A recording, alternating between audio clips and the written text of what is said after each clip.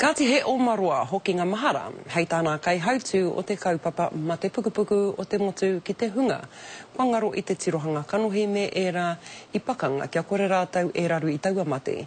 Koe nei te take i haruru ai nā huarahi o te upoko o te ika i te mano tāngata e putai nā rāwhakatānei, te hunga tautoko i te kaupapa.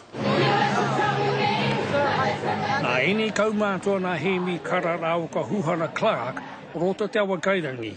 I arahi tō rātau rōpū mō te rā tuatahi o te hīkoi whawhai i te mate pukupuku.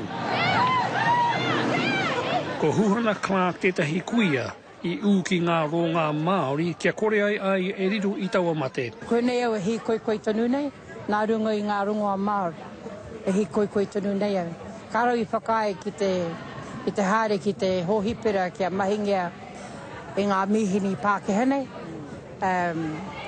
Kia takai ngā huruhuru o taku mahunga kia tau kao, karo pirangi ki te, engari he rongo anō wāku. Ko te whakapona te kaumātua nei, kei kone aia i runga anō i te mōhio, he maha ngā whānau Māori, ko rongo i te ngau o te mate pukupuku ki Waingani i a rātau. Te kaupapa i harama i te tautoko i te hunga i pā ki te mate pukupuku nei. I raro i te pōtāpia o te matua rōpū nei, Cancer Society.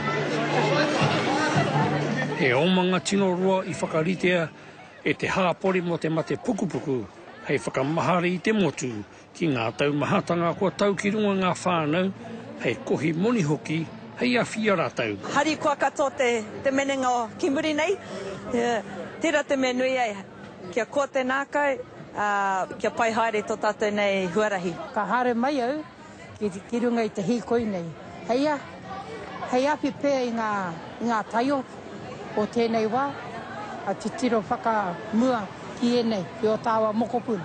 Lo te whākaraka o te rā horoi i tīmata e tēnei hīkoi, a tainua ki te rātapu. I tēnei wā kāre no kia mārama pēhea te rahi o te tahua i kohia. Joe Glenn, Te Karere.